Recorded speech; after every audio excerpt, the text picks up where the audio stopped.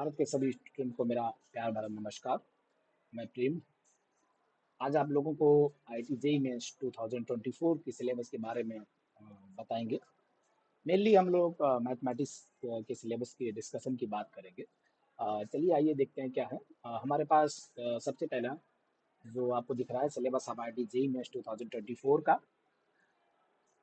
JEE mains का जो syllabus है, जो मेंस का सिलेबस है, मुझे लगता है वो बहुत इजी सिलेबस है। बहुत ज़्यादा डिफिकल्ट मैथमेटिक्स नहीं पूछी जाती है।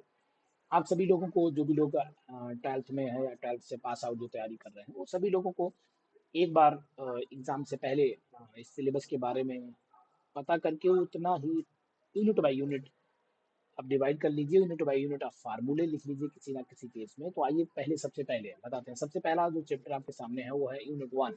यूनिट वन में सबसे पहला है जो सेट और रिलेशन और फंक्शन की बात हो रही है। सेट और रिलेशन फंक्शन को हम लोग इग्नोर नहीं कर सकते मैथमेटिक्स में। अगर आपको सेट और रिलेशन और फंक्शन की जानकारी नहीं है या आप इसके बारे में नहीं जानते हैं, तो मुझे लगता है कि आप इसमें से 50% मैथ को समझ नहीं सकते। याद कर सकते हैं बट समझ नहीं सकते। समझना अलग चीज़ है, आप समझ के अप्लाई करना डिफरेंट चीज़ है। यूनिट वन में सेट रिलेशन फंक्शन आपको आना ही चाहिए। यूनिट टू जो पार्ट है वो कॉम्प्लेक्स नंबर का पार्ट है और क्वाड्रेटिक इक्वेशन का पार्ट है। कॉम्प्लेक्स नंबर और क्वाड्रेटिक इक्वेशन भी आपको आना चाहिए।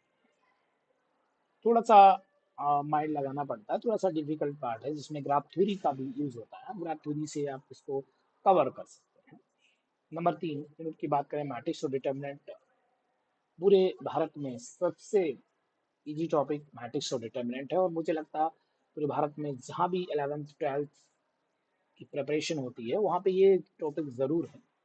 हर जगह लगा हुआ पार्ट है मैट्रिक्स और डिटर्मिनेंट। यूनिट फोर में परमुटेशन और कम्बिनेशन है। परमुटेशन कम्बिनेशन पहले मेंस में बहुत ज़्यादा पूछा जाता था। अभी क्वेश्चन एक या दो क्वेश्चन आपके यहाँ पे आते हैं, आप इसको भी तैयार कर सकते हैं। इजी क्वेश्चन आते हैं। बाइनोमियल थ्योरम और इट्स एप्लीकेशन है। बाइनोमियल थ्योरम वैसे भी इजी पार्ट है, आप आराम से कर सकते हैं। सीक्वेंस और सीरीज, इसके बाद यूनिट सिक्स है सीक्वेंस और सीरीज। सीक्वेंस और सीरीज पार्ट को भी आप लोग पढ़ सकते हैं। यूनिट सेवन में लिमिट और कंटिन्यूटी डिफरेंशियबिलिटी है। इस पार्ट को पूरे भारत में हर स्टूडेंट को आता है, आपको भी आना चाहिए और अच्छे से आना चाहिए। बहुत ज़्यादा डिफिकल्ट पार्ट नहीं है। थोड़ी थोड़ी चीज़ें समझ के और आपको अप्लाई करना होता है। इसमें जितने भी फार्मूले हैं, जितनी भी थ्योरी है, आप उसको किसी एक पेज में लिख लीजिएगा और जब भी आप जाइएगा तो उस थ्योरी को रिवाइज कीजिएगा।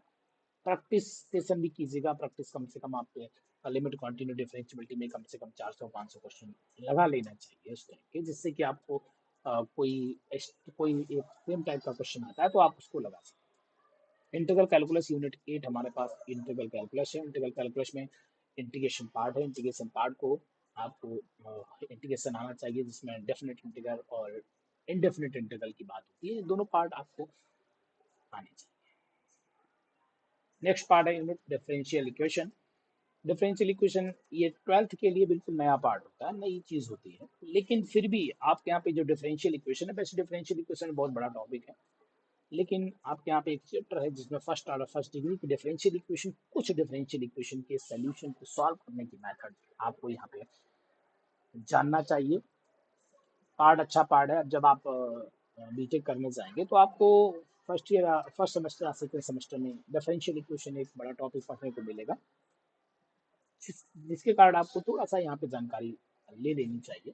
इसके बाद यूनिट 10 हमारे लिए कोऑर्डिनेट ज्योमेट्री है, जिसमें स्ट्रेट लाइन, सर्कल और कॉनिक सेक्शन है। ये भी पार्ट बहुत ज़्यादा पूछा जाता है। जो यूनिट 10 है कोऑर्डिनेट ज्योमेट्री का पार्ट है, बहुत ज़्यादा पूछा जाता है और वो थ्रू आपको जाना चाहिए और चैप्टर में देखना चाहिए कि मुझे क्या क्या यहाँ पे पढ़ना है। इसके बाद यूनिट 11 की बात करें तो थ्री डायमेंशनल ज्योमेट्री है। थ्री डायमेंशनल ज्योमेट्री में 2D अगर आपको आती है तो 3D का ये एक्सटेंशन है। इस एक्सटेंशन को आप लोग पढ़ सकते हैं। वेक्टर अलजेब्रा, इसके बाद वेक्टर अलजेब्रा है। वेक्टर अलजेब्रा के बाद स्टैटिक्स और प्रोबेबिलिटी है। स्टैटिक्स प्रोबेबिलिटी, पहले स्टैटिक प्रोबेबिलिटी मेन पूछी जाती थी, अभी ये यूज ऑफ स्टैटिक्स और प्रोबेबिलिटी का है, आप इसको भी पढ़ सकते हैं।